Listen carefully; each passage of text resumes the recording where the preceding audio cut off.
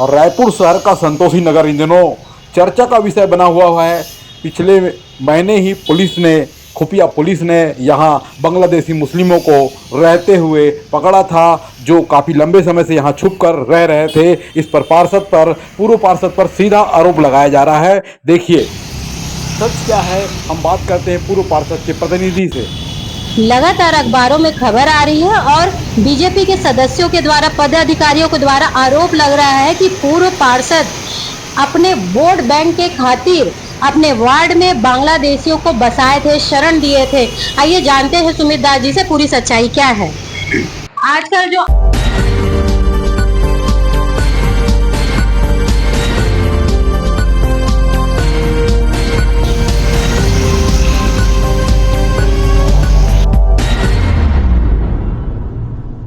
आ रहा है अखबार में और बीजेपी के लोग जो आरोप लगा रहे हैं, कितनी सच्चाई है इसमें? देखिए, आजकल बीजेपी वालों के पास एक ही मुद्दा है। उन लोगों को बांग्लादेश, पाकिस्तान, ये तमाम बातों पे चर्चा कर रहे हैं, लेकिन जो वास्तविकता है उसको जानना बहुत जरूरी है। जो बांग्लादेशी लोग पकड़ाए हैं, निश्चित तौर पर वो बांग्लादेशी हैं और पकड़ाए हैं। एटीएस ने बहुत अच्छी कार्रवाई की है, लेकिन उन लोग जो है वो यहाँ पर लगभग 2004 से उन लोग यहाँ पर रह रहे थे किराए के मकान पर। मैंने भी कुछ स्टडी की, और हम लोग जब पार्षद बने तो हम लोग 2009 में पार्षद बने। ये पूरी जो प्रक्रिया है, इस प्रक्रिया में जो हम लोगों ने देखा कि सबसे पहले उनका वोटर लिस्ट में नाम जुड़ा। वोटर लिस्ट में नाम उनका जो जुड़ा वो एड्रेस बाजू वाले वार्ड का था, जो वार्ड हमारे में शामिल नहीं था। तो पहली बात तो ये हो गई कि वोटर लिस्ट में नाम जो जुड़ा भारतीय निर्वाचन आयोग में, जिनके भी माध्यम से जुड़ा, बीएलओ थे, वहां पे जो भी लोग थे, उन लोगों को ये सब चीजों का जांच करना था।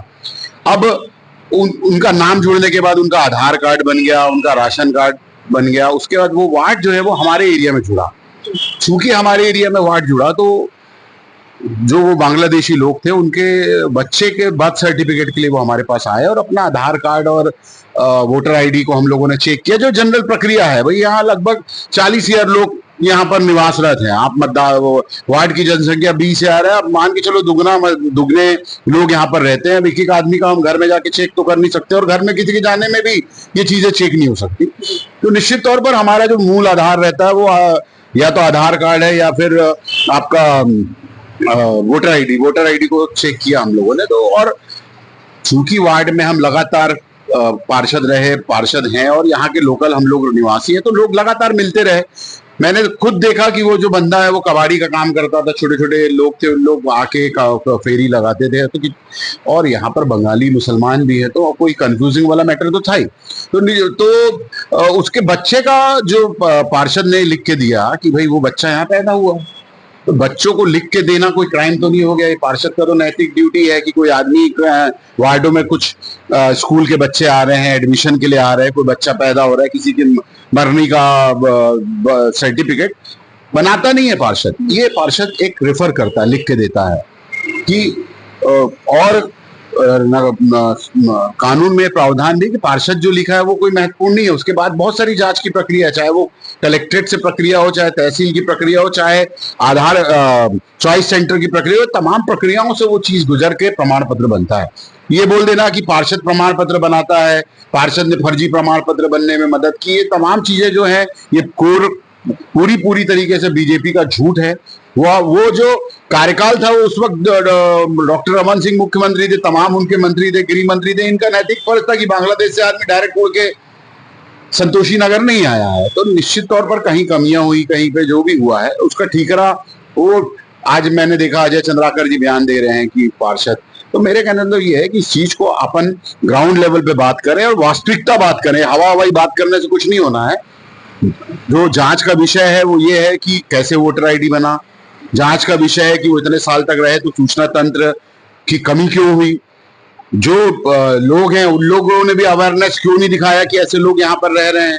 तो ये तमाम चीजें जो हैं उसके माध्यम से हमको भी पता चलता, पुलिस को भी पता चलता और बाकी लोगों को भी पता चलता। तो कहीं ना कहीं ये चीजें जो हैं वो इतना समय हो गया कि 17-18 साल बाद हम लोगों ने लिख के दिया, तो ये काफी समय था किसी आदमी को रहने का, और हम लोगों ने लिख के दिया। इस बात से हम लोग डिनाई भी नहीं करते, हम लोगों ने लिख के दिया। लेकिन ये कहना कि कांग्रेस का हाथ है, कांग्रेस ने बांग्लादेशियों को बसाने का ठेका ले लिया है, पाकिस्तानियों को बसाने का ठेका ले लिया। तो ये तमाम जो चीजें हैं ये बिल्कुल बेकार बातें हैं, गुमराह करने की बातें हैं। जो वास्तविक बातें हैं उसको वो जांच का विषय है, उसका जांच होना चाहिए।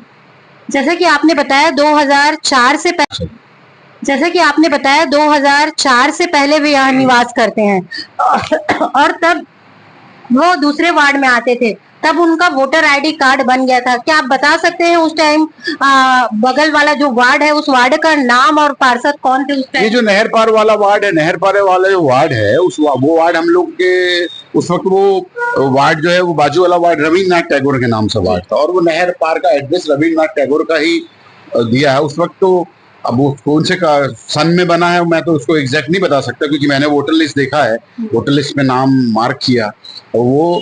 लेकिन महत्वपूर्ण चीज ये है कि वोटर लिस्ट में नाम जो जुड़ा, तो वोटर लिस्ट में नाम जोड़ने वाले लोग भी इस चीज को डिफाइन नहीं कर सकते ना कि वो आदमी कैसा है, बांग्लादेशी है, उसमें उनकी भी गलती मैं नहीं मानता हूँ। लेकिन कहीं ना कहीं पे ये चीज मिस्टेक हुआ है, पर इस मिस्टेक का जो बेस है हमको उस बेस में जाना चाहिए कि वो बॉर्डर क्रॉस करके यहाँ तक कैसे आया, यहाँ पे जो जितने संसाधनों के थ्रू आया, किसी के चैनल के थ्रू आया, ये सब चीज जांच का विषय है। और निश्चित तौर पर ये सब चीजों पे बंदिशें बहुत जरूरी है, बहुत ज्यादा दिशा निर्देश की जरूरी है। पार्षद लोग जो हैं उन लोगों को तो उन लोगों का को जो दिशा निर्देश मिलता है कि भाई लोग आते हैं, आप जनप्रतिनिधि होने के माध्यम से हम लोगों के साइन दस्तखत करते हैं, ये चीजें जो है ये पार्षदों के ऊपर ठीकरा पड़ने का कोई मतलब ही नहीं है। ये बात तो बिल्कुल सच है कि बांग्लादेश से डायरेक्ट रायपुर के संतोषी नगर में कोई बांग्लादेशी या विदेश का कोई व्यक्ति आ नहीं सकता। कोई तो है जो उनको हमारे देश में आने दे रहे हैं। लेकिन आप ये बता सकते हैं कि आपकी लोकप्रियता थी तभी आपने 3 चुनाव जीता, 3 या 4 में कहीं गलत तो नहीं होना चाहिए? जी, 3 बार जीता। तो आपकी पकड़ वार्ड में अच्छी थी तभी आपने जीता।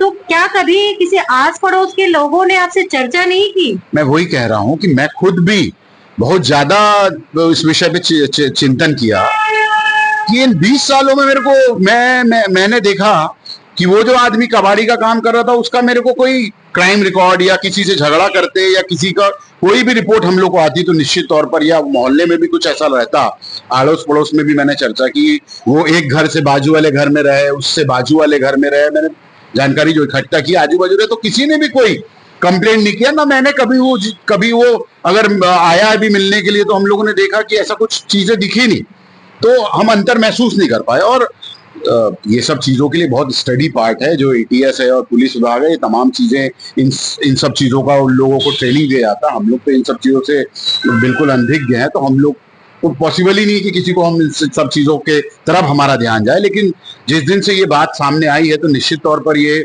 मुझे ऐसा लगता है कि पार्षदों को और ज्यादा मुस्तैद होके सब लोगों का और डिटेल लेके वर्क करना चाहिए। और मैं नागरिकों से भी अपील करूंगा कि वो इन सब चीजों को ध्यान दे कि हमारे आजू बाजू कौन लोग हैं, क्योंकि कहीं ना कहीं तंत्र में हम सब लोग इन्वॉल्व होते हैं, तो ये हम लोग का एक फर्ज भी बनता है। पर ये कह देना कि वो कांग्रेस का हाथ है, कांग्रेस का यही काम है लोगों को बसाना, बांग्लादेशियों को बसाना, ये तमाम चीजें जो हैं ये कम बुद्धि के लोग करते हैं। तो आप बुद्धिमानी की बातें करो और क्या कमी है उसको हम सुधार करें, सिस्टम को अपडेट करें, तो ज्यादा जरूरी है। तो देखा आपने, ये हमारे पूर्व पार्षद प्रतिनिधि सुमित दास जी, इन्होंने बताया कि किस प्रकार से 2004 से पहले उन बांग्लादेशियों का वोटर आईडी कार्ड बन गया था, उनके बच्चों का इन्होंने बनवाया। हमको इससे एक बात और पता चलती है कि कोई ना कोई है जो बाहर के लोगों को यहाँ शरण देने में मदद कर रहा है। ये छत्तीसगढ़ सेंटर है, यहाँ तक आना आसान नहीं है।